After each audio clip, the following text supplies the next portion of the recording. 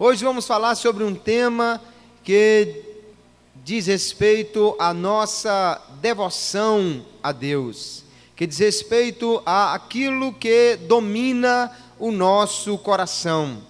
O nosso Deus é um Deus maravilhoso, um Deus tão grande, tão bom, um Deus tão extraordinário, que Ele, em sua graça, se revelou a nós, dá-nos o direito e o privilégio de termos comunhão e comunicação com Ele. E isto é algo extraordinário, irmãos. Saber que é o Deus que criou os céus e a terra, o Deus que tudo fez, o Deus que tem todo o poder, o Deus que é tão grande, ainda assim Ele se compraz em ter comunhão conosco. Só que tem um detalhe: Deus, Ele não aceita ser menos do que o primeiro no nosso coração. Ele não aceita ser menos do que aquele que se assenta no trono do coração para reinar absoluto em nossas vidas. Por isso, nesta noite, nós vamos, com a graça de Deus, falar sobre a idolatria. Aquilo que rouba o lugar de Deus nos corações. Aquilo que ocupa o lugar que é devido unicamente ao Senhor nos nossos corações, nos corações dos homens. E vamos ver então o que a Bíblia nos fala sobre isso, de forma que venhamos a prevenir-nos de que nenhum ídolo venha ocupar o nosso coração, nem que seja uma pequena parte dele, que Deus tenha sempre o primeiro lugar e que seja Senhor único e absoluto sobre nós. Vamos ler a palavra do Senhor, Êxodo capítulo 20, verso 3 em diante, que diz assim: Não terás outros deuses diante de mim, não farás para ti imagem de escultura, nem alguma semelhança do que há em cima nos céus, nem embaixo na terra, nem nas águas debaixo da terra. Não te encurvarás a elas, nem as servirás, porque eu, o Senhor teu Deus, sou Deus zeloso, que visito a maldade dos pais nos filhos até a terceira e quarta geração daqueles que me aborrecem, e faço misericórdia em milhares aos que me amam e guardam os meus mandamentos. Amém. Glória a Jesus. Deus está aqui por meio da sua palavra, orientando o seu povo. Desde o primeiro momento, Deus trouxe ao seu povo os mandamentos que revelavam como os homens deveriam agradar a Ele. Os mandamentos que revelavam como os homens iriam conduzir a sua vida de maneira que fosse agradável a Deus. E nestes mandamentos que Deus deu ao homem, e os deu assim de uma maneira extraordinária, de uma maneira especial. Deus chamou Moisés ao monte, mandou que ele preparasse tábuas de pedra. E diz a palavra de Deus que naquelas tábuas Deus escreveu. Foi a única vez que Deus, o Pai, escreveu em algum objeto na terra, foi naqueles dias, nas tábuas da lei. E Deus ali então mandou gravar aqueles 10 mandamentos. E os primeiros mandamentos que lemos falam exatamente do relacionamento do homem com Deus. E ele disse então: não terás outros deuses diante de mim. Ele diz ainda: não farás para ti imagem de escultura, nem alguma semelhança do que há em cima nos céus, nem embaixo na terra, nem nas águas debaixo da terra. Não te encurvarás a elas, nem as servirás, porque eu, o Senhor teu Deus, sou Deus zeloso. Aleluia.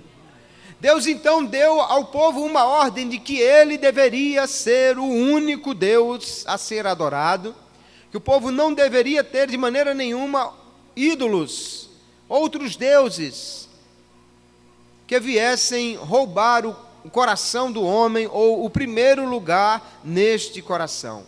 Mas infelizmente a história da humanidade mostra que o homem muitas vezes, até mesmo este povo aqui que recebeu diretamente os mandamentos, os israelitas que ali ao pé do monte receberam estes mandamentos quando Moisés os trouxe diretamente da parte de Deus, eles, ao receber as tábuas, já estavam quebrando estes mandamentos, exatamente estes que nós lemos, eles já estavam quebrando, e o homem então, desde então constrói para si deuses, desde antes disto aqui já o homem fazia deuses para si, e a Bíblia chama de idolatria, a adoração a deuses, a ídolos, a imagens. Vamos ver nesta noite o que a Bíblia nos fala sobre os ídolos, o que Deus proíbe em relação a eles, e por que Deus não quer que nós tenhamos outros deuses diante dele, nem façamos imagens para nós. O que é idolatria? Ora, a palavra idolatria vem exatamente da junção de dois termos e significa literalmente cultuar ou adorar uma imagem, um ídolo. Idolatria, portanto, é um culto que se faz a uma imagem, a um ídolo. Num sentido mais amplo, idolatria é alguém que adora a criatura em vez de adorar o Criador. Este é o sentido mais pleno da idolatria. Alguém que deixa adorar o Deus que criou todas as coisas e passa a adorar aquele que foi criado pelo próprio homem. Idolatria é quando o homem deixa de adorar aquele que do pó da terra fez o próprio homem, e esse homem da terra faz um ídolo para se prostrar diante dele. Deus proibiu terminantemente a idolatria porque ela é uma ofensa a Deus. Ele é o Criador, Ele é aquele que fez todas as coisas. E, portanto, Ele, somente Ele, é digno de louvor, honra e glória, adoração, e de que o coração do homem esteja voltado para Ele. Mas o homem não entende isso, em vez de adorar ao Criador, adora a criatura. Paulo diz que eles estão loucos. Em Romanos capítulo 1, verso 22 e 23, ele diz: dizendo-se sábios, tornaram-se loucos, e mudaram a glória do Deus incorruptível em semelhança da imagem de homem corruptível e de aves e de quadrúpedes e de répteis. O homem, em vez de adorar a Deus, o texto de Romanos diz que eles não deram glória a Deus, que eles não adoraram a Deus, que eles não reverenciaram Deus que é digno destas coisas, e trocaram então esse Deus incorruptível, um Deus eterno, um Deus que não perde as forças, o Deus que nunca se decompõe. Trocaram este Deus para adorar as imagens que eles mesmos fazem, e que se eles não derem manutenção, logo essas imagens são comidas pelo cupim, ou pelo ferrugem, ou pelo tempo, ou por qualquer outra coisa, porque elas são corruptíveis, elas são frágeis, são fracas, e o homem então deixa de adorar o Criador, para adorar aquilo que ele mesmo fez. Isto é a essência da idolatria.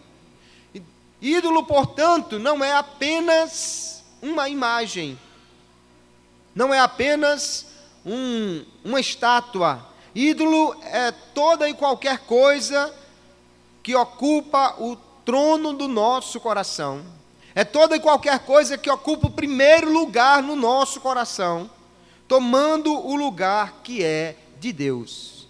É algo em que alguém deposita a sua confiança, é algo em que alguém coloca a sua fé, em vez de colocá-la em Deus. Qualquer coisa que é mais importante para mim do que Deus, e qualquer coisa em quem eu ponho mais confiança do que em Deus, se torna um ídolo. E adorar ou manter essa posição desta coisa no meu coração, em primeiro lugar, é o que a Bíblia chama de idolatria. Idolatria, portanto, é algo que não acontecia apenas entre os povos pagãos, Mas hoje, em pleno século 21, existe muita idolatria por aí, de toda sorte, como nós iremos ver nesta noite. Quando alguém põe algo no lugar de Deus, isto que ocupa o lugar de Deus se torna um ídolo, se torna algo que ocupa o lugar que não deveria, porque é de Deus. Então, quando nós nos dedicamos a uma imagem ou a uma pessoa, pode ser um líder religioso, pode ser uma imagem de um homem, de um ser qualquer, pode ser uma coisa que nós veneramos. Quando isto ocupa o nosso coração, então há idolatria. Idolatria não requer sequer que haja um objeto físico. Alguém pode imaginar um Deus, não construir nenhuma imagem dele e ainda assim está adorando este Deus. Alguém pode adorar uma pessoa viva que está lá, um jogador, um cantor, ou uma outra pessoa qualquer, mesmo que não haja nenhuma imagem dessa pessoa, mas na sua mente está gravada a imagem, e ele lembra daquela pessoa, e ele vibra por aquela pessoa, e se ele vê aquela pessoa, o seu coração bate mais forte, e ele entra numa emoção tal. O escritor Matthew Henry, americano, dizia que para Deus é tão ofensivo ter um ídolo na mente, quanto ter um ídolo na mão. Dá no mesmo. Não precisa alguém ter uma estátua para ser idólatra. Há muita idolatria que apenas está guardada no coração. E idolatria não é apenas, queridos, por uma pessoa ou por um Deus.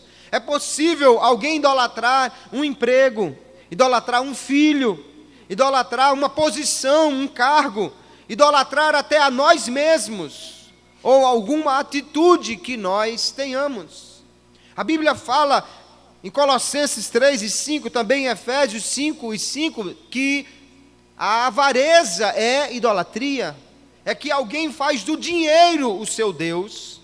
Em Filipenses 3 e 19, o apóstolo Paulo diz de pessoas cujo Deus é o ventre, pessoas que se tornaram tão cheias de si mesmo, e tão desejosas de agradar a si próprio, que se tornaram adoradores de si mesmos, ou do seu ventre, ventre aí significando o seu interior, ou os seus desejos. Sabe que tem gente que não pode passar sem uma comida, sem uma bebida, sem atender aos desejos do seu corpo?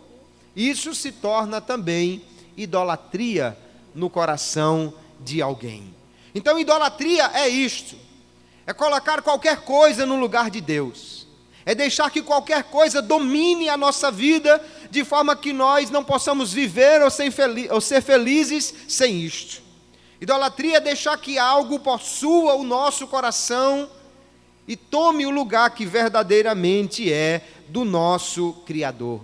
Veja que Paulo diz em Efésios 5 e 5, bem sabeis isto, que nenhum devasso ou impuro ou avarento, o qual é idólatra, tem herança no reino de Cristo e de Deus. Alguém que adora o dinheiro. E eu vou dizer uma coisa, está cheio desse tipo de idolatria por aí.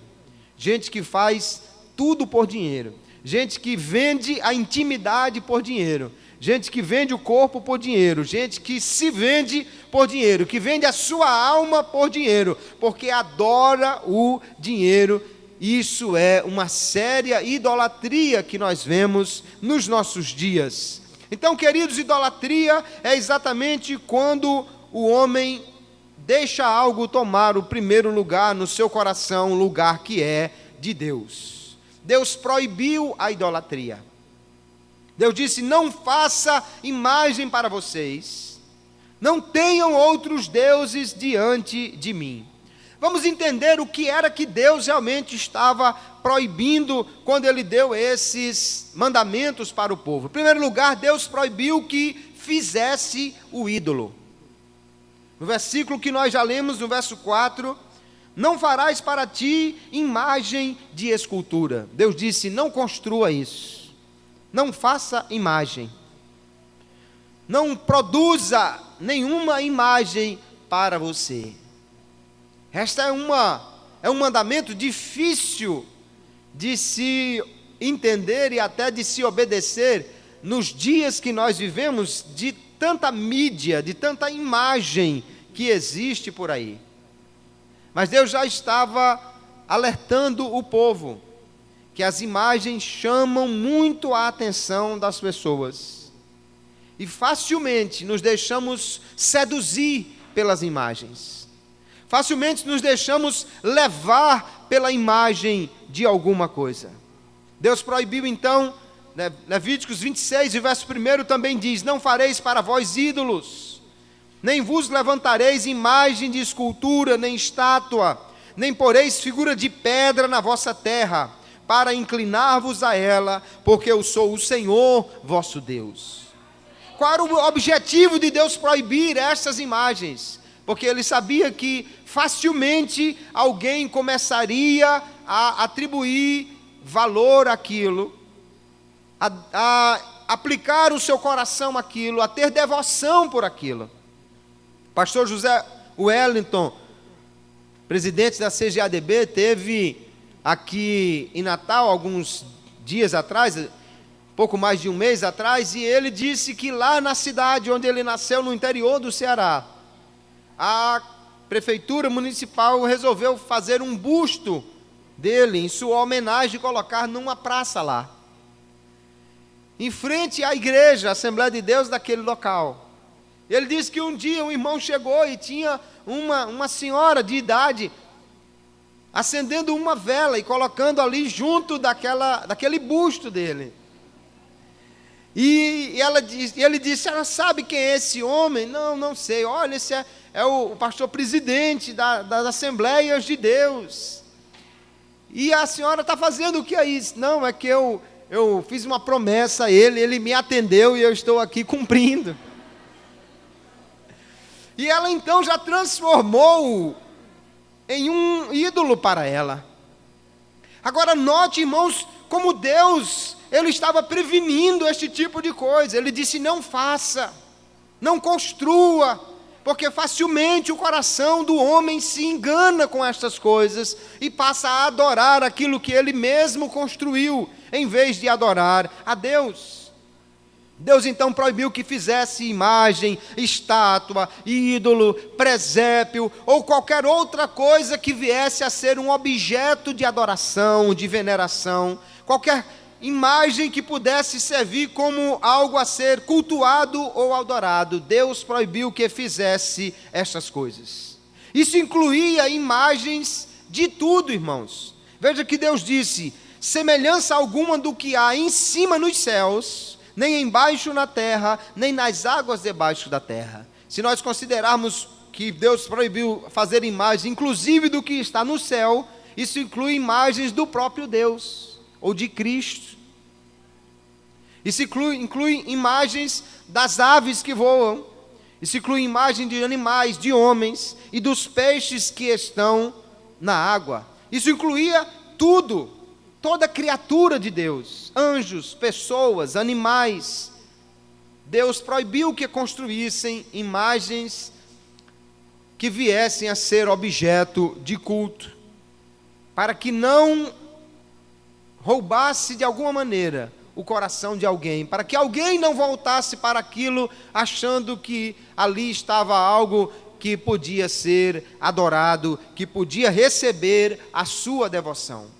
Mas Deus não proibiu somente que construísse, além de proibir que fizesse o ídolo, a proibição de Deus também era que eles não se encurvassem a ele e não servissem a estes ídolos, a estes deuses. Verso 5 diz, não te encurvarás a elas, nem as servirás, porque eu, o Senhor teu Deus, sou Deus zeloso. E é interessante que a palavra traduzida aqui por zeloso, na realidade significa ciumento. Deus está dizendo: eu sou um Deus ciumento. Eu sou um Deus que tenho zelo, que tenho um zelo de que as pessoas realmente tenham o seu coração voltado só para mim. E alguém pode estar pensando: mas esse Deus é egoísta, ele só quer para ele. Você vai entender por que Deus não quer que o seu coração, nem o de ninguém, esteja voltado para outro que não seja ele. Não é egoísmo não de Deus, é amor que ele tem por nós. Aleluia. Deus disse: não te encurvarás a essas imagens. Também em Êxodo 23 e 24 ele diz: não te inclinarás diante dos seus deuses, nem os servirás, nem farás conforme as suas obras, antes os destruirás totalmente e quebrarás de todo as suas estátuas. Deus disse: não se dobre diante delas.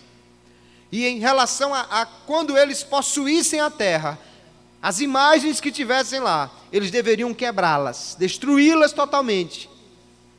Nem mesmo deixá-las lá. Não, eu não adoro, mas deixe aí. Deus mandou que quebrasse, exatamente para que evitasse o que aconteceu lá com a estátua do pastor José Wellington. Alguém vai terminar se dobrando a isto, e Deus não quer que isto aconteça. O erro aí não estava apenas em construir a estátua. Já é um problema a estátua.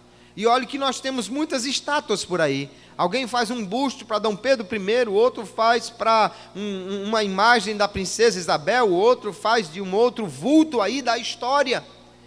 Isso já é um problema, porque alguém pode voltar o seu coração para isso. Mas o problema maior não estava só em construir a estátua, muito mais estava que alguém se inclinasse diante dela. Se você tem uma foto de sua família na parede de casa, não foi exatamente isso que Deus proibiu. Não ponha foto de ninguém. Mas o problema é quando alguém começa a se inclinar diante desta foto.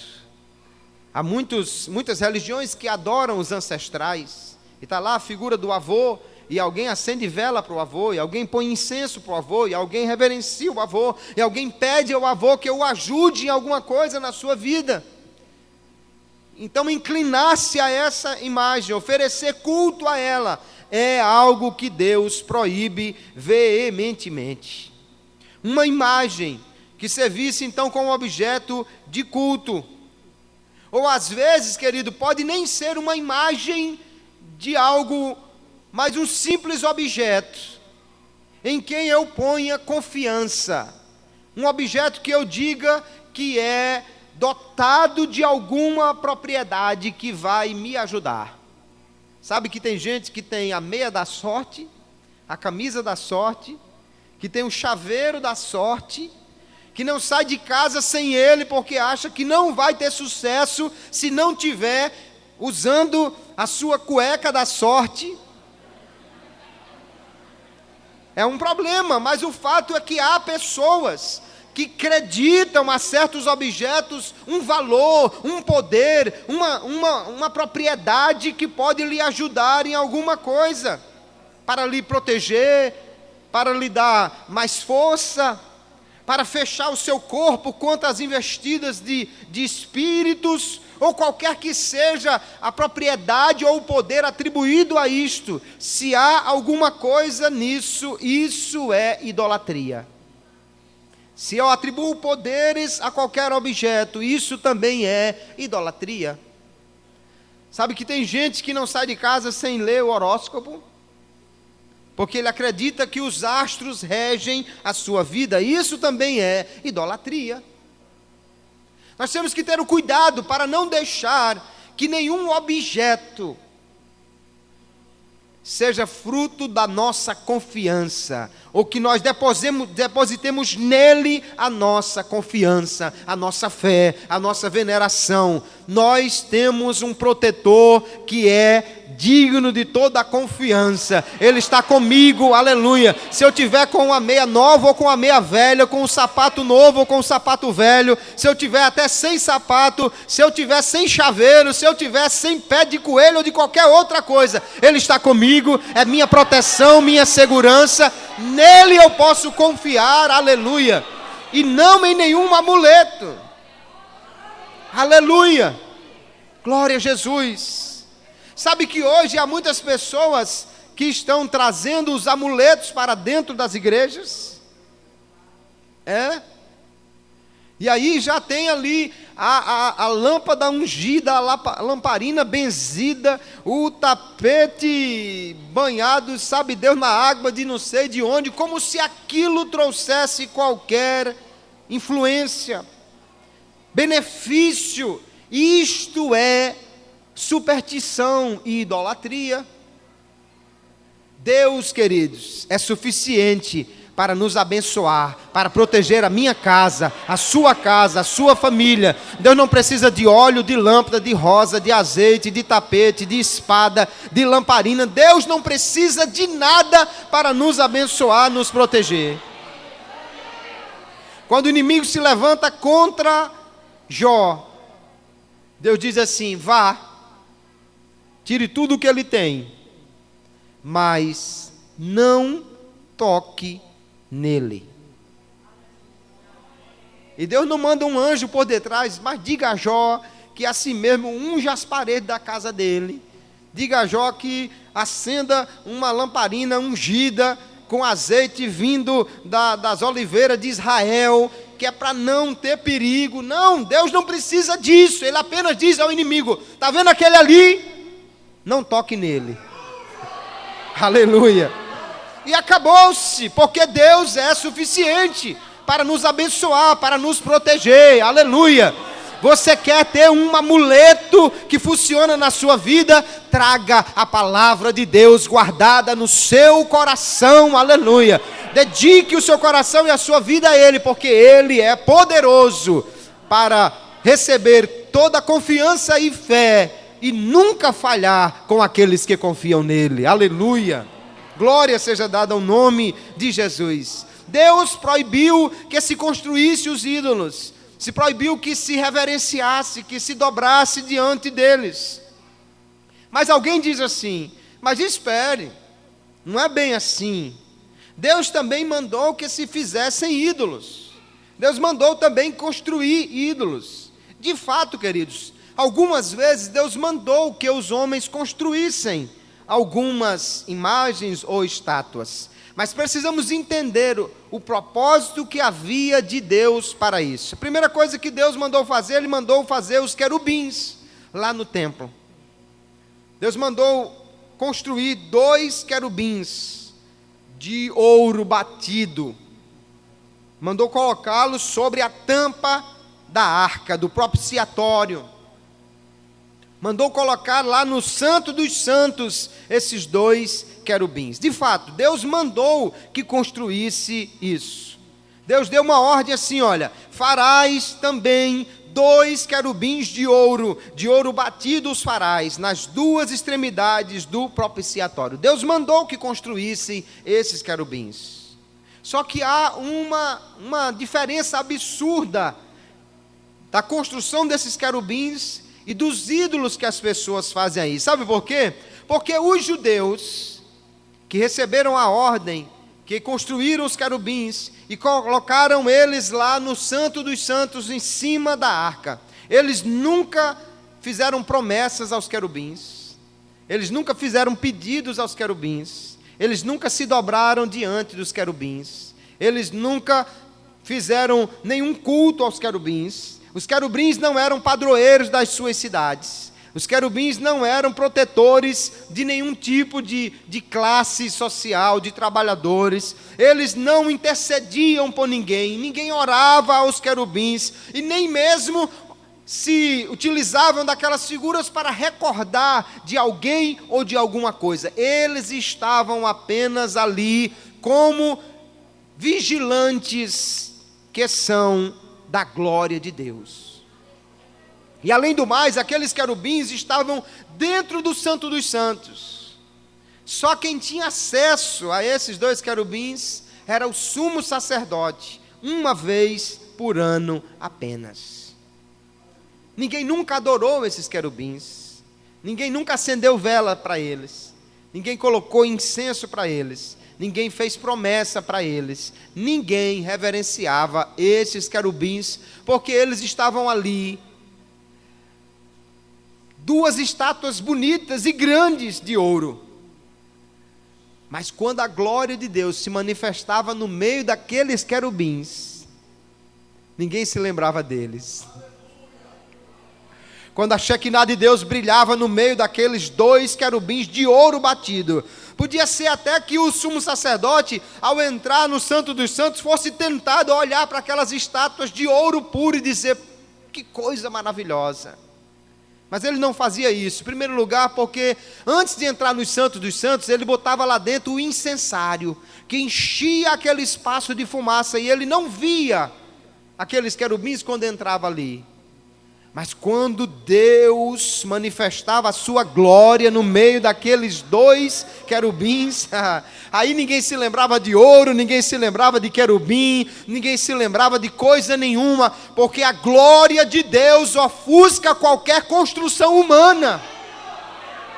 A glória de Deus ofusca, meu irmão, qualquer tipo de construção de ídolo, de imagem ou de qualquer coisa que alguém possa fazer. Alguém só adora um ídolo porque não conhece o Deus que se manifestava no meio daqueles querubins. Alguém só constrói para si uma imagem de escultura porque não vê o Deus que criou os céus e a terra, quando ele se manifesta no seu fulgor, na sua glória, quando ele manifesta a sua presença no meio do seu povo. Quando alguém sentir essa manifestação e ver a sua glória, jamais vai querer adorar nenhum querubim, nenhum anjo, nenhuma imagem.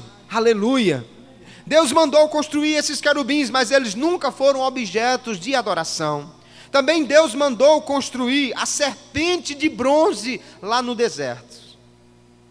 Aquela serpente foi construída com um propósito específico. O povo estava no meio do deserto, murmurava contra Deus, e Deus permitiu então que serpentes, que cobras, picassem aquele povo no meio do deserto. E Deus resolveu ali certamente dar uma lição naquele povo, e ensiná-los sobre o Redentor que viria. Deus mandou construir uma serpente, colocá-la em cima de uma haste, para que ficasse bem alto e todos pudessem vê-la. E Deus disse assim: olha, disse o Senhor a Moisés: faz uma serpente ardente e põe-na sobre uma haste, e será que viverá todo mordido que olhar para ela. Eles estavam no meio do deserto. Não tinha soro antiofídico, não tinha Instituto Butantan, não tinha nada que produzisse um antídoto contra aquele veneno, não tinha. E eles então sabiam que aquele que fosse picado dessas serpentes morreria. Mas Deus disse: se alguém for mordido por uma serpente, o veneno vai correr na corrente sanguínea, o veneno vai logo se espalhar, e há cobras que são venenosíssimas, que matam em questões de minutos. Mas Deus disse: se alguém olhar para a serpente, se alguém apenas olhar para ela, será instantaneamente curado. O veneno não vai ter efeito sobre o que olhar para a serpente. Era uma questão apenas de fé. E Jesus utilizou isto para falar de si próprio. E ele disse: assim como Moisés levantou a serpente no deserto, assim também importa que o Filho do Homem seja levantado. E qualquer que olhar para ele com fé, aleluia, pode estar já com o veneno de Satanás prejudicando a sua alma, mas se olhar para Jesus, será instantaneamente curado. Aleluia. Se olhar para Jesus, terá vida. Se olhar para Jesus, ele não vai morrer. Aleluia. Como aquele homem lá no deserto, que olhasse para aquela serpente e cresce, aleluia, seria curado. A serpente não foi colocada para ser adorada. A serpente foi colocada ali para ensinar o povo sobre fé, para ter vida. A serpente era um tipo de Cristo, ensinando aquele povo que olhando para ele, receberia vida. Mas quando alguém depois quis adorar essa estátua, essa serpente de metal, lá no tempo do rei Ezequias. Então ela foi destruída, porque estavam querendo adorar aquela estátua, aquela serpente de bronze. Enquanto ela era apenas uma serpente de bronze, não havia nenhum risco, nenhum problema. Mas quando alguém começou a adorar, então Deus mandou destruir. E aí então o rei Ezequias mandou destruir. E diz o texto, ele tirou os altos e quebrou as estátuas, e deitou abaixo os bosques, e fez em pedaços a serpente de metal que Moisés fizera. Porquanto até aquele dia os filhos de Israel lhe queimavam incenso e lhe chamavam Neustã. Foi então quebrada aquela estátua, porque estava virando objeto de culto, de veneração, de adoração. Enquanto ela era apenas uma estátua para que o povo olhasse e fosse curado, não havia problema. Mas quando ela virou um ídolo, foi destruída, porque Deus não mandou construir essa serpente para ser adorada. Ainda nós vamos ver que lá no templo haviam ornamentos, e nesses ornamentos haviam também imagens. Veja que lá em 1 Reis capítulo 6, que descreve o interior belíssimo do templo que Salomão construiu, diz assim: e todas as paredes da casa ao redor lavrou de esculturas e de entalhes de querubins e de palmas e de flores abertas, por dentro e por fora. Também cobriu de ouro o soalho da casa, por dentro e por fora. Imagine uma igreja toda trabalhada, as suas paredes de entalhes de madeira, e por cima de todos esses entalhes de madeira, ouro puro, batido. Era fantástico o templo de Salomão. Mas ninguém adorava essas coisas na parede. Ninguém se curvava diante desses objetos. Ninguém jamais fez um pedido a eles, nenhuma promessa àquelas figuras que estavam na parede. Porque quando alguém conhecia o Deus verdadeiro, Jesus disse: o ouro do templo não é nada. O que vale mesmo é o dono do templo. Aleluia. Aquele que mora lá, aquele que é o Deus que é adorado lá. Esse, aleluia, é que santifica o ouro. O ouro não é nada sem Deus. O ouro estava ali apenas como uma forma de reverenciar Deus, de construir para Ele uma casa belíssima, mas jamais nenhuma imagem do templo foi reverenciada, foi adorada. Então Deus não mandou jamais construir imagens para ser objeto de culto, de veneração. Deus não quer que se adore nenhuma criatura. Deus quer ser o único a ser adorado. A Bíblia proíbe, inclusive, que se adore os anjos.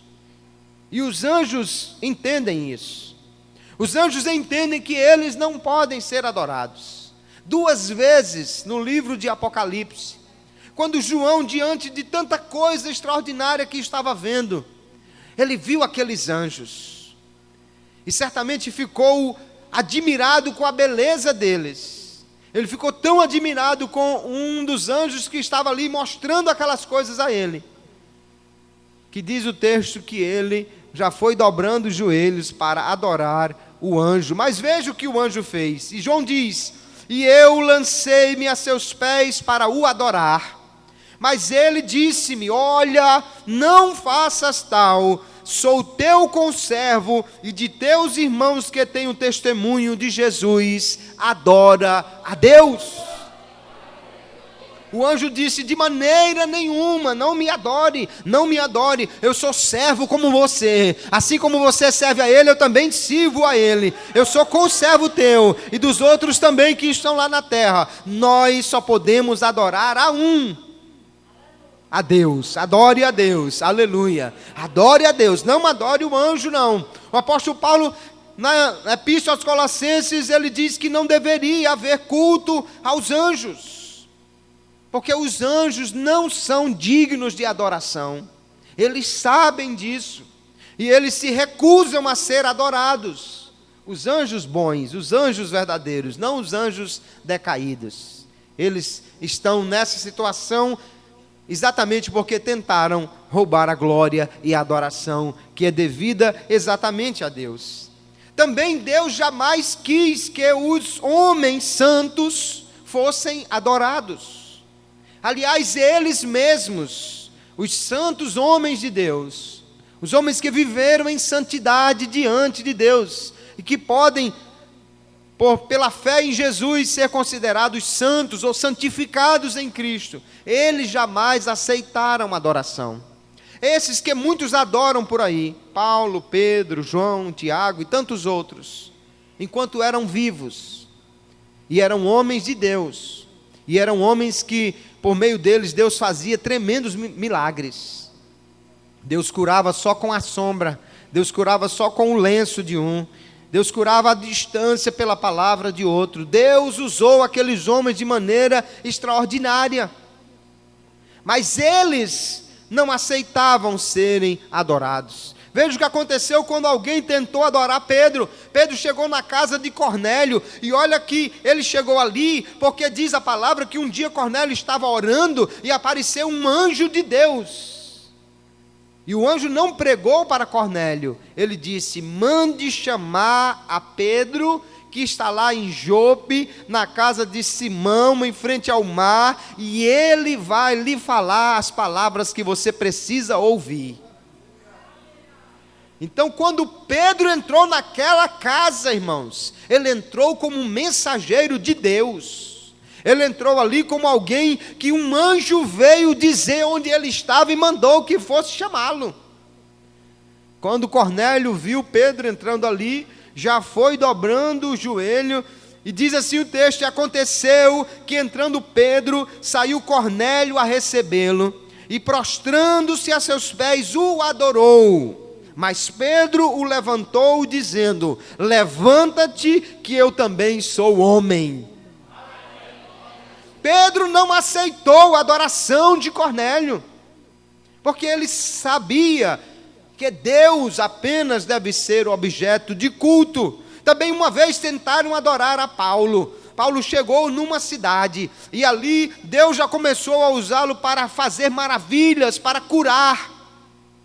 Quando os homens viram os milagres acontecendo por meio dos apóstolos, diz assim o texto lá em Atos: e as multidões, vendo o que Paulo fizera, levantaram a sua voz, dizendo em língua licaônica: fizeram-se os deuses semelhantes aos homens e desceram até nós. E aí diz o texto que os sacerdotes tomaram touros e grinaldas e trouxeram para adorar a Paulo. Porém diz ainda: ouvindo porém isto, os apóstolos Barnabé e Paulo rasgaram os seus vestidos e saltaram para o meio da multidão, clamando e dizendo: varões, por que fazeis essas coisas? Nós também somos homens como vós, sujeitos às mesmas paixões, e vos anunciamos que vos convertais dessas vaidades ao Deus vivo, que fez o céu, a terra e o mar, e tudo quanto há neles. Paulo e Barnabé disseram: não, a nós não. Não adore a nós, nós somos homens. Nós viemos aqui, e esses milagres que estão acontecendo é para dar crédito à nossa mensagem, e a nossa mensagem é: não adorem as criaturas, adorem ao Criador, aquele que fez o mar, que fez o céu, que fez tudo. Ele, e somente Ele, deve ser adorado. Aleluia! Se esses homens, enquanto estavam vivos, não aceitaram a adoração, o que eles diriam hoje? Se pudessem descer de volta a esta terra e ver as igrejas construídas em seu nome, e ver as estátuas que os representam, e ver as pessoas os adorando, fazendo pedidos a eles, fazendo promessas a eles, acendendo velas para eles, ou qualquer outro tipo de veneração, o que esses homens fariam se enquanto vivos rasgaram as suas vestes para não aceitar a adoração? O que eles fariam se descessem à terra? Alguém pensa que está de alguma maneira homenageando estes homens? Pois eu lhe digo, está fazendo um mal terrível, que se eles soubessem e pudessem, desceriam do céu e mandariam que acabasse com estas coisas. Porque enquanto vivos eles não aceitaram adoração, que dirá agora que estão mortos. Os homens não devem ser adorados. Os anjos não devem ser adorados. As imagens não devem ser adoradas. Sabe por quê?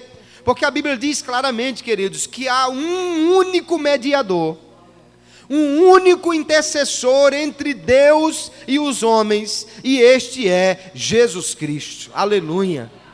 É muito clara a palavra de Deus em dizer: há um só Deus e um só mediador entre Deus e os homens, Jesus Cristo, homem. Aleluia.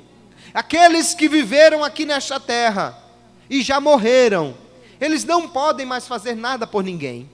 A Bíblia é muito clara em dizer: depois da morte segue-se o juízo. A Bíblia é muito clara em dizer: os que estão lá não podem se comunicar com os que estão aqui. A Bíblia é muito clara em dizer que os que estão mortos não sabem de nada do que acontece aqui nesta vida debaixo do sol. Só há um tipo de ser que pode ouvir oração, atender pedidos ou receber da adoração, é alguém que esteja vivo. Os mortos não podem receber esse tipo de atenção, nem podem dar atenção a ninguém. Os mortos não podem ajudar, eles não podem resolver, não podem interceder. Agora nós temos a consciência que Jesus pode ouvir oração, receber adoração, atender a pedidos. Ele pode, sabe por quê? Porque Ele está vivo, aleluia. Ele está vivo, por isso que Ele pode ouvir. Somente aquele que está vivo pode atender às orações, aleluia. Quando qualquer crente, em qualquer lugar, na igreja ou na sua casa, ou no seu trabalho, ou às vezes numa situação difícil, quando este crente, aleluia, às vezes não tem nem coragem de abrir a boca, ou não tem nem condição de expressar a sua situação, mas quando ele, em pensamento mesmo, se volta para o Senhor Jesus, e diz: Jesus, ouve a minha oração, aleluia. Ele ouve, aleluia. Ele ouve e Ele responde, porque Ele está vivo, aleluia. Ele está vivo, por isso Ele pode atender. A Bíblia é muito clara, irmãos: os mortos não podem ouvir, eles não podem atender e nem podem resolver, mas nós temos um Deus que é vivo, Ele pode fazer todas as coisas. E foi Deus quem o constituiu como um único mediador entre Deus e os homens. Um dia eu estava viajando, uma viagem a negócios pela empresa que eu trabalhava. Era uma convenção de uma semana numa cidade paulista. E ali houve uma tarde que estava livre, algumas pessoas foram conhecer a cidade. Eu digo: não vou conhecer não, prédio é igual em todo canto, tijolo é igual em todo lugar, vou lá conhecer tijolo, vou ficar descansando por aqui. Mas um colega que também tinha ficado ali disse: rapaz, aqui no litoral tem alguns prédios antigos que foram construídos e que a fundação deles cedeu e eles estão tortos. Vamos lá conhecer? E eu digo: tá, isso eu quero ver, vamos lá. E de fato, tem lá uns prédios em Santos, litoral paulista, tá? O prédio da frente está reto, o de trás, você olhando assim, vê no andar de baixo só 10 centímetros da janela. No andar de cima você vê a janela toda e ainda passa um pedaço. O prédio está completamente torto. E aí começamos a olhar: olha, aquele ali também, aquele outro também. E mais adiante vimos uma igreja católica. E ele disse: vamos conhecer. E eu disse: vamos. E entramos. E aquilo era todo enfeitado, o teto, assim, uma pintura muito, muito bem feita. E entalhes nas paredes, tudo muito bem produzido. E ali ele olhou e eu também. E aí saímos. E aí ele disse: Kleber, por que é que vocês evangélicos não adoram, não fazem promessa aos santos? E eu disse: olha, há uma razão muito simples. Deixa eu tentar lhe explicar de uma maneira bem simples. Se você tivesse o número do celular do comandante da polícia, quando acontecesse qualquer ocorrência e você precisasse da polícia, você ligava para o 190 para falar com um atendente, para ela falar com uma viatura, para o camarada ir até o lugar lá para resolver, ou você ligava direto para o comandante e dizia: rapaz, eu estou precisando aqui. Aí ele disse: realmente. Eu digo: sabe por que os crentes não adoram os santos? Porque a gente não precisa ligar para o 190, a gente tem o número direto do comandante. Aleluia! Eu não preciso ficar esperando a viatura e nem o 190 da linha para ligar, não. Eu ligo direto para o celular do comandante. Eu digo assim: comandante, eu estou precisando aqui agora. E ele manda de repente, aleluia, o socorro. É por isso, meu irmão, a gente não precisa de intermediário. Não precisa de ninguém para intermediar essa conversa, não. A gente fala direto com o chefe. Fala direto com quem manda, aleluia. Há um só mediador e este é Cristo, aquele que morreu por nós, para que nós tivéssemos acesso direto a Deus. Aleluia, glória a Jesus. E além do mais, queridos, a idolatria, além de desagradar a Deus, ela traz uma série de problemas que estão vinculados a ela. Nós vemos na Bíblia que a idolatria traz diversas associações com outras coisas que são muito complicadas. Por exemplo, há uma relação direta entre a idolatria e a prostituição. Em primeiro lugar, porque a Bíblia diz claramente que a idolatria é um tipo de prostituição espiritual. Porque deixa Deus e vai à procura de outro. E tem mais, só vai à procura de outro porque ele pode dar alguma coisa. Quando alguém é infiel ao outro, pode considerar só infidelidade. Mas se ele vai atrás de outro para receber algum dinheiro, isso é prostituição. E não é isso que acontece?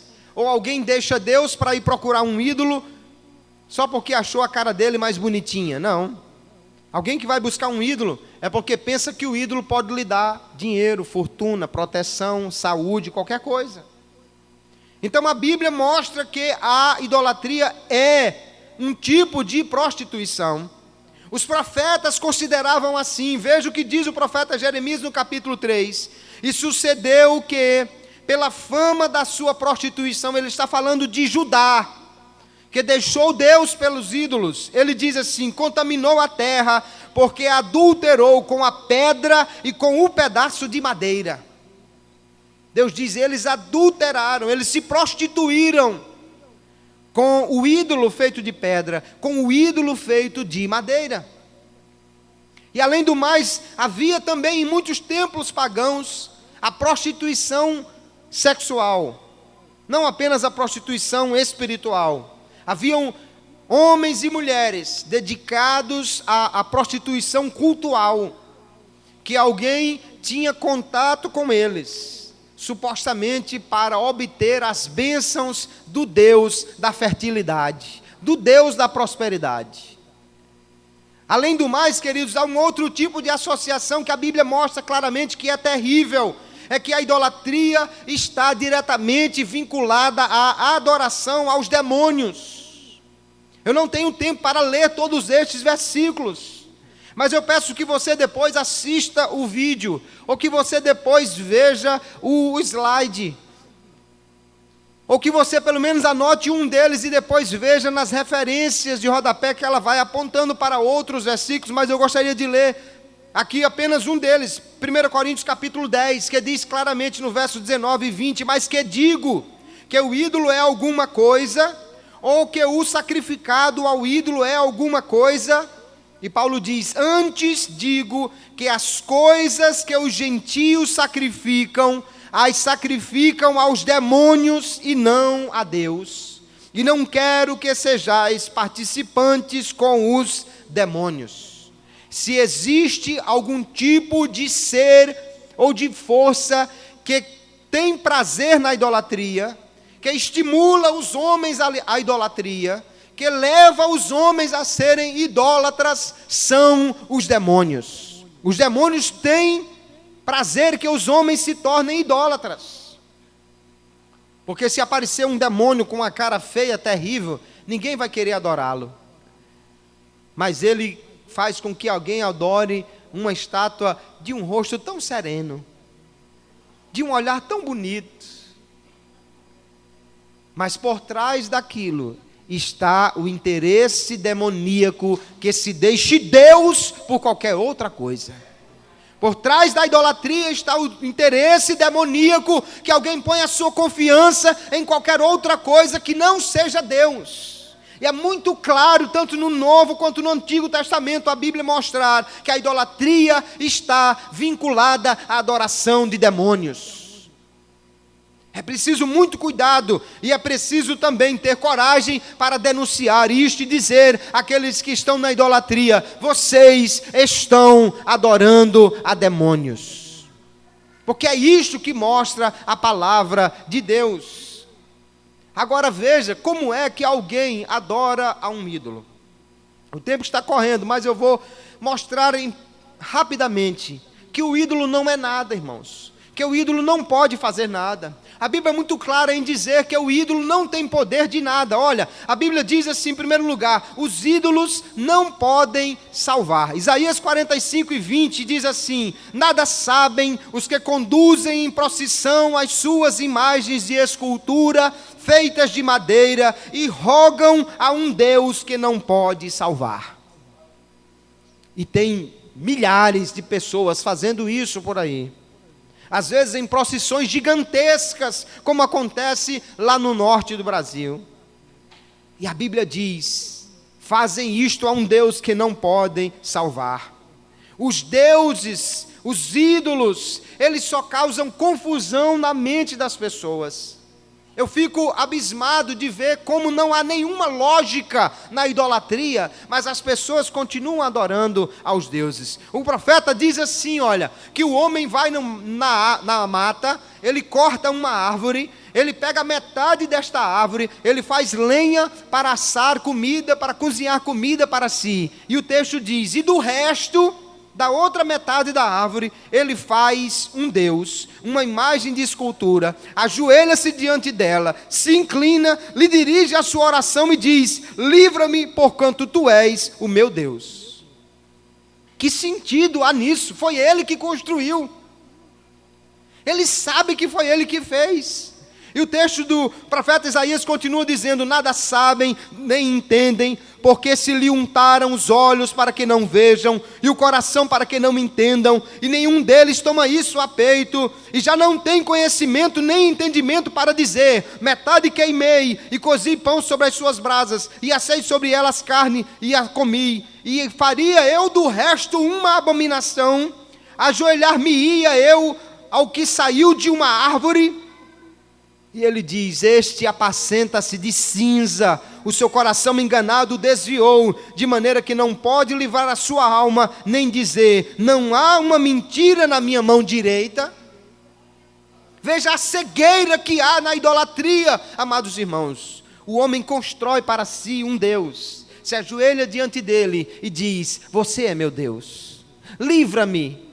Como pode livrar se não passa de um pedaço de madeira que não tem nenhum entendimento? O ídolo não responde, não fala, não livra ninguém. O profeta diz assim, olha, gastam o ouro da bolsa e pesam a prata nas balanças, assalariam o ourives e ele faz um Deus. Diante dele se prostram e se inclinam, sobre os ombros o tomam, o levam e o põem no seu lugar. Ali está, do seu lugar não se move.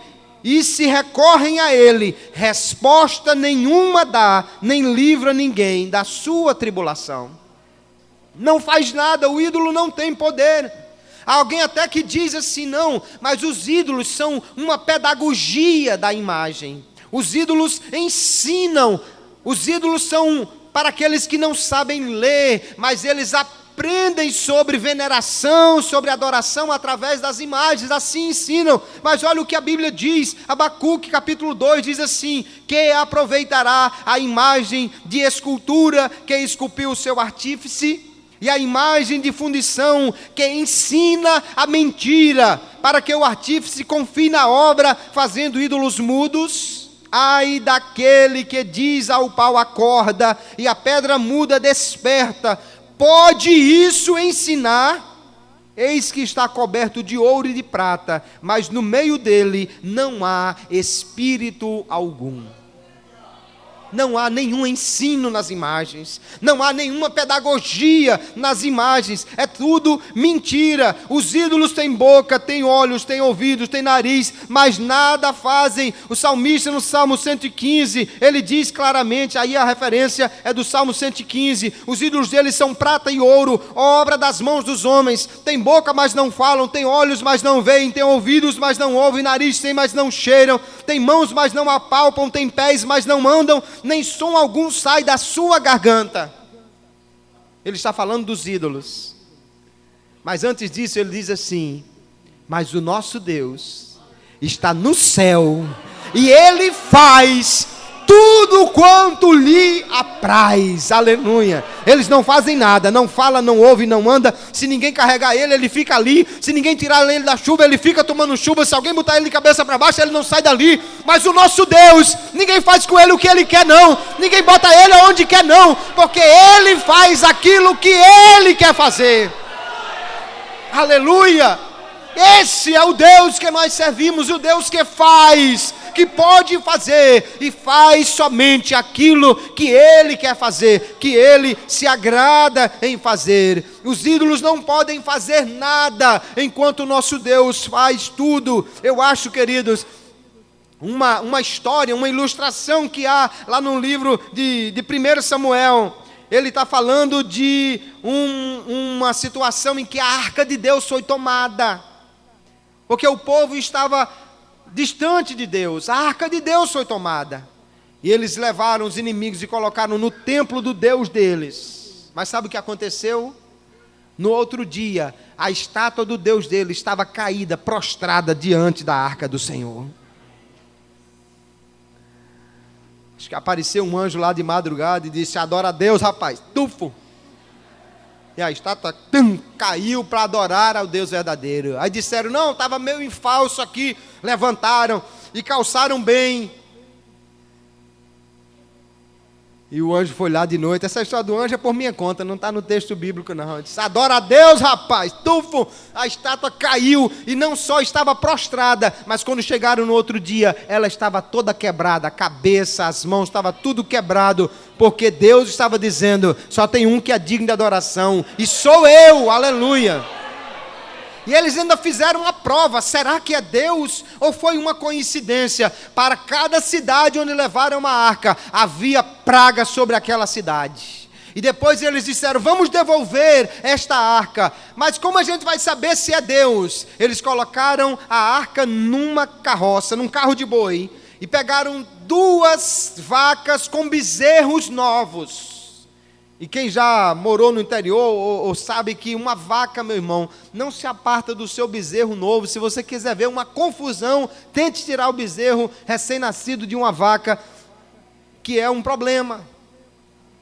E sabe o que eles fizeram? Botaram as 2 vacas de bezerros novos no carro, amarraram os bezerros aqui e tangeram as vacas. E diz o texto, elas foram andando pelo caminho, berrando, gritando, olhando para trás, mas não puderam se desviar do seu caminho, foram reto para levar de volta a arca do Deus vivo e verdadeiro. Esse é o Deus que vale a pena servir, o Deus que faz, o Deus que mostra poder, aleluia, e não o Deus que fica sendo movido pelos homens e que faz qualquer coisa. A Bíblia é muito clara em dizer que nós não devemos adorar a nenhuma outra coisa, nós só devemos adorar a Deus. O Senhor Jesus disse a Satanás: ao Senhor teu Deus adorarás, e só a Ele servirás. O apóstolo Paulo diz, fugi da idolatria. O apóstolo João diz, filhinhos, guardai-vos dos ídolos. O apóstolo Pedro diz, não vivais mais segundo as concupiscências dos homens em abomináveis idolatrias. Tiago diz, se abstenham das contaminações dos ídolos. Todos os santos que alguém adora por aí, eles dizem na Bíblia, só adore a Deus, só adore a Deus, se livre da idolatria, saia fora disso, porque Deus somente deve ser adorado, aleluia. Os idólatras, a Bíblia diz que eles ficarão de fora do céu, porque o céu é lugar de adorador de Deus, não é lugar para idólatras. E diz o texto, nem os devassos, nem os idólatras herdarão o reino de Deus. O que a Bíblia diz é que só ao Senhor nosso Deus nós devemos adorar, e só a Ele nós devemos dirigir a nossa oração. O Senhor Jesus ensinou que nós devemos orar ao Pai em nome dEle. Alguém diz por aí, peça à mãe que o filho atende. Essa fórmula não é reconhecida no céu. A fórmula do céu é assim, peça ao Pai em nome do Filho, que vai ser respondida essa oração. Não peça à mãe, peça ao Pai em nome do Filho, e o Senhor garante dizendo, tudo que pedides ao meu Pai, em meu nome, vos será concedido, aleluia. Essa é a fórmula da oração que é atendida. Deus, queridos, não quer que nós confiemos em outro que não seja Ele. Deus não aceita que outro tome o seu lugar. E como eu disse a princípio, alguém pode pensar assim, esse Deus é muito egoísta, só Ele quer adoração, mas não é. Sabe por que Deus não aceita que no nosso coração domine outro que não seja Ele? Porque Ele nos ama de uma maneira tão especial. Deus não quer que você se livre dos ídolos, porque Deus não quer concorrência. Deus não tem concorrentes à altura. Deus não tem concorrentes à altura dele, irmãos. Deus não quer que no seu coração domine outro, porque Ele é melhor, porque Ele é o único que pode fazer alguma coisa, e Ele não quer que o seu coração se engane com coisa vã, com coisa pequena, com coisa que não pode atender ao clamor do seu coração. Deus quer que Ele, e apenas Ele, domine o seu coração, porque Ele é suficiente, porque Ele é bom, porque Ele é maravilhoso, porque Ele conhece, antes que você fale Ele já sabe, antes que você peça Ele já conhece. Você pede e às vezes pede tão pouquinho, e Ele faz infinitamente mais do que você consegue sequer pensar ou pedir, aleluia. Deus não aceita que outro domine o coração, porque Ele é o melhor que existe, e Ele quer o melhor para você. Como Pai que ama, Ele não quer dividir o coração com ninguém. Por isso Deus diz que a sua honra, a sua glória, Ele não divide com ninguém. Isaías 42:8, Ele diz, eu sou o Senhor, este é o meu nome, a minha glória, pois, não darei a outrem, nem o meu louvor às imagens de escultura. Não existe nada de benéfico na idolatria. Deus proíbe a idolatria, porque a idolatria desonra a Deus. Quando alguém diz, eu confio em Deus, mas eu confio também nesse outro, e aquele outro é infinitamente menor do que Deus. Quando Deus proíbe a idolatria, Ele quer dizer, eu sou suficiente para você. Só eu basta para você, aleluia. Só o Senhor é suficiente para nós. Vivemos num mundo idólatra, irmãos. Ninguém se engane, nós vivemos num mundo idólatra. E as pessoas muito facilmente, Elas deixam o seu coração dominar por ídolos. Ídolos que correm atrás de uma bola. Ídolos que cantam em cima de um palco. Ídolos que representam na televisão. E as pessoas muitas vezes aceleram o batimento cardíaco quando veem esse ídolo. Mas chegam na casa de Deus e não dão glória a Ele. Alguém diz assim: esses crentes pentecostais são muito espalhafatosos. Você acha? Vá num estádio de futebol e veja um cara famoso fazer um gol. O que é que as pessoas fazem lá? Agora vem aqui na terça-feira e ouça um irmão contar que estava com câncer, que estava com um problema sério na família, que estava com uma situação impossível de ser resolvida, e Deus fez, eu vou usar uma expressão aqui para você entender, Deus fez um gol de placa na sua vida. Você acha que vale levantar as mãos, pular, glorificar, exaltar? Você acha que os crentes têm mais razão de gritar do que um jogador ou do que alguém que gosta de futebol?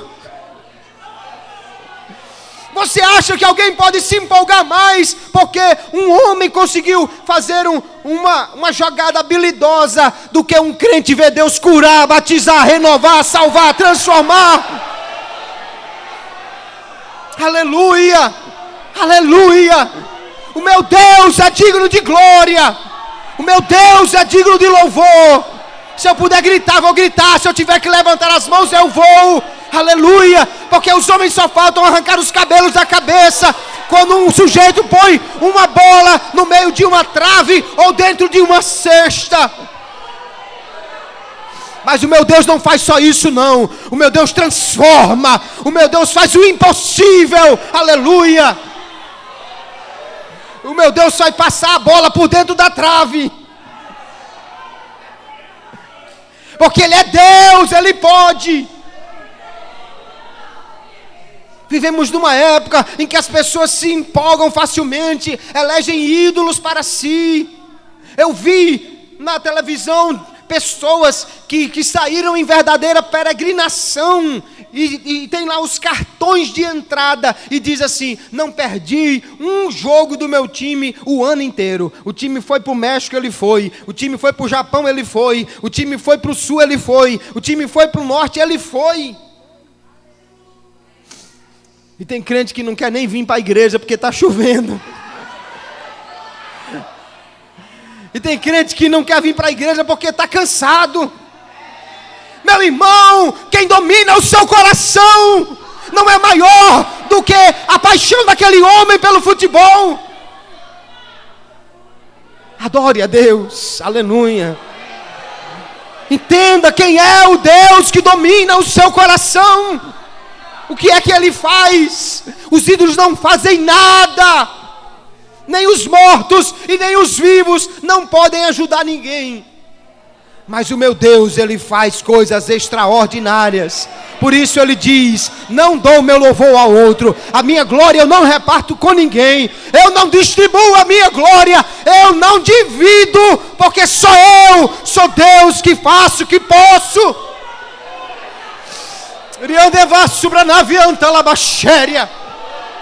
Aleluia, Ele é Deus, Ele merece toda adoração, aleluia. Deus não aceita a idolatria, porque o seu coração só pode ter um lugar, o seu trono, aleluia, o trono do seu coração só pode ter um ocupante, e esse se chama Deus, aleluia. Ele fará qualquer coisa para que não haja idolatria no seu coração, aleluia. Ele fará qualquer coisa. Eu vou encerrar aqui, aleluia. Deus prometeu a Abraão: eu vou lhe dar um filho. Demorou 25 anos, mas o menino nasceu. E que alegria, imagine a alegria de Abraão. O menino andando na tenda, o menino caminhando por cima das coisas, o menino ali engatinhando, e ele começou a andar, começou a subir ali nas mesas, nas cadeiras, começou a subir em alguma coisa, mas teve uma situação muito difícil, Isaac começou a subir num lugar que ele não devia. Isaac começou a ocupar um lugar que ele não podia subir ali. Isaac sentou no trono do coração de Abraão. Abraão começou a olhar para Isaac e dizer assim: esse menino é tudo para mim. Esse menino é o meu amor. Esse é meu filho que eu amo. Esperei tanto, eu não posso viver sem esse menino. E Deus olhou e disse: eu não posso aceitar que ninguém sente no trono do coração de Abraão, porque esse lugar é meu. E ele apareceu a Abraão e disse: Abraão, pegue o seu filho. Qual, Senhor? Aquele que sentou no trono do seu coração. Aquele a quem você ama. E ofereça a mim holocausto. Se Deus tivesse pedido para Abraão se matar, teria sido mais fácil. Meu filho. Mas ele foi. E quando ele está para descer o golpe fatal, Deus aparece a Abraão e diz assim: não precisa mais, Abraão. O menino já desceu do trono. Agora eu sei que você teme a Deus. Aleluia. O menino já desceu do trono. Aleluia. O primeiro lugar é de Deus de novo. Volte para casa. Leve o seu filho. Aleluia. Deus fará qualquer coisa para que a idolatria saia do seu coração e do meu. Deus é capaz de tirar a sua paz. Deus é capaz de tirar o seu emprego. Deus é capaz de tirar a sua saúde. Deus é capaz de tirar aquilo que você mais ama. E você pode achar que isso é malvadeza da parte de Deus, mas não é. É porque Ele não aceita que outro tome o primeiro lugar no seu coração.